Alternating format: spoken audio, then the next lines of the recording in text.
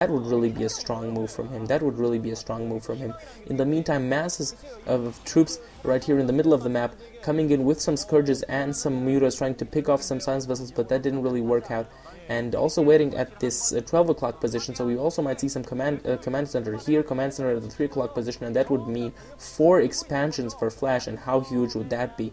So I think Flash at the moment is happy to keep this defensive stance and to improve his economy with those 2 expansions, and to really just hold the middle of the map, have the map control, and not allow Savior to push out anywhere, managing to kill off all the Scourges. And this was kind of poor, not attacking with the land army and the Scourges at the same time, simply sent those Scourges to die, and crucially enough irradiate on each and every one of these lurkers. I think the top one wasn't irradiated, but all the other ones were. And crucially enough, he has to get irradiated on this defiler and hope that his science vessels will not get plagued.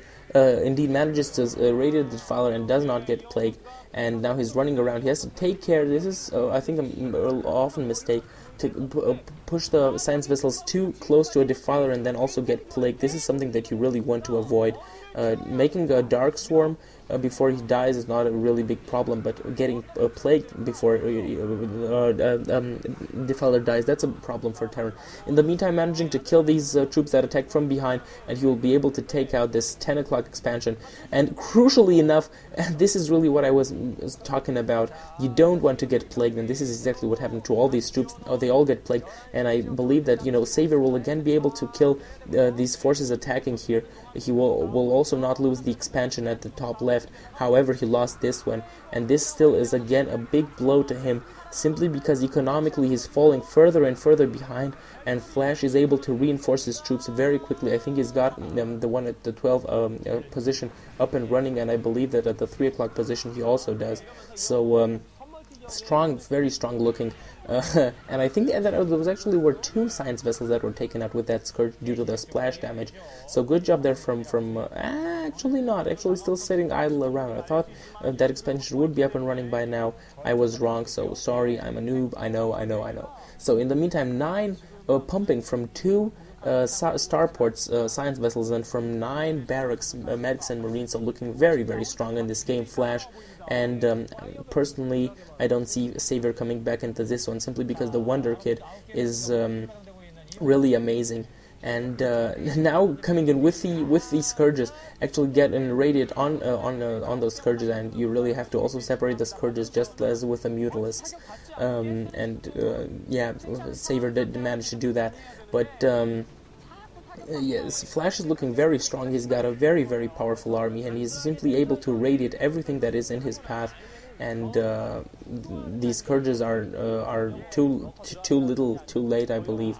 And actually he's not going for the 3. I think he also went for the 3 o'clock position, but also now expanding at the bottom right at the 5 o'clock position. So such a strong economic advantage for Terran, and really plague actually in the middle of the map. So this was a good move right here from Savior once more. However, all these plagues, they might actually not be enough for him, simply because you can see all these reinforcements coming in for Flash. They will replace these plague troops and deal severe damage to whatever Savior throws at Flash. And this economic advantage, it's simply incredible. And Savior seems to have no answer to all this. Will lose again this expansion there, I believe. Yeah, he will. There's way too many troops here.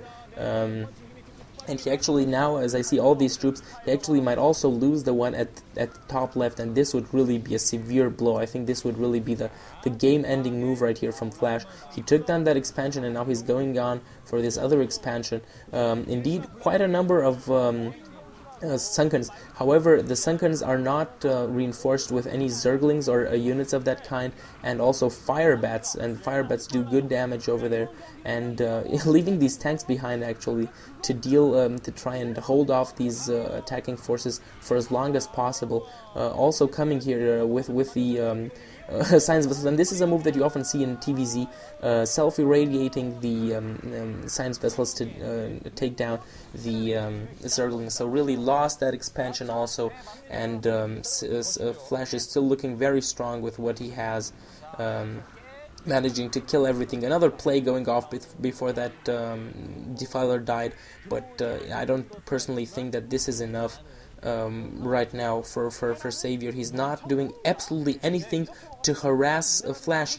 He does defend all the time, but he does not do anything to harass Flash, and if he does not harass Flash, then Terran will simply grow that big that eventually he's going to attack you with a horde of Medican Marines, and he's simply going to overpower you. So another command center, we just saw that being built, and you can see what a fleet of science vessels Flash right now has, and he's probably going to radiate everything in his path. You can see he already irradiated one of those lurkers, and now he actually might again self-irradiating and going in for these drones, and this will also be a lot of damage there. Managing to take out 2 science vessels there, Savior. However, I believe again that this is too little too late, and indeed he GG's. He realized that he's out of this game, and the Wonder Kid managing to make it 3-2 as far as sets are concerned. And as far as prize money, we've got $1,100 to $900 at the moment. So also as far as the prize money that they're gonna get, it's gonna be pretty much the same.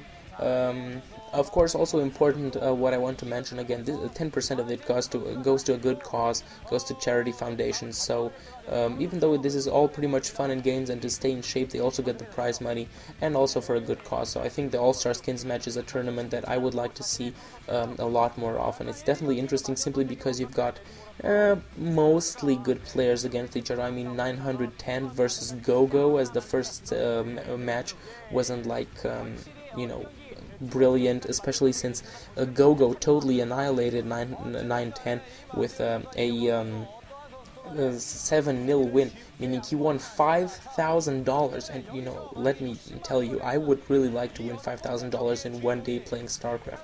That would be huge. That's like my dream. He like wins a kind of engineer's salary in a day. That's awesome.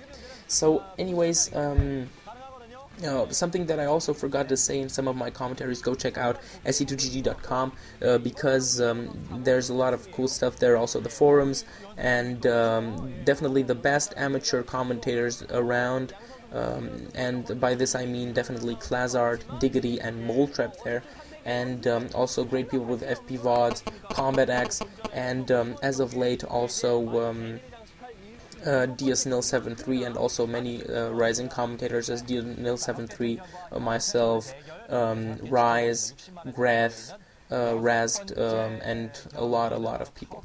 So definitely go check se2gg.com out. Also the SSL Season 2 will be starting soon, and also the SC101 project is about to start soon. It's the SC101 Season 2 is still up, but Season 3 will be coming up soon. So if you're interested in learning how to play StarCraft, go check that out. And also if you're good enough to teach people how to play StarCraft, that's even more important.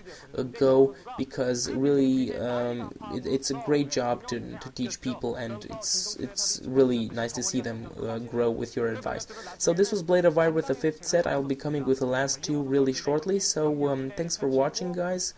This was all from me for now. Bye bye.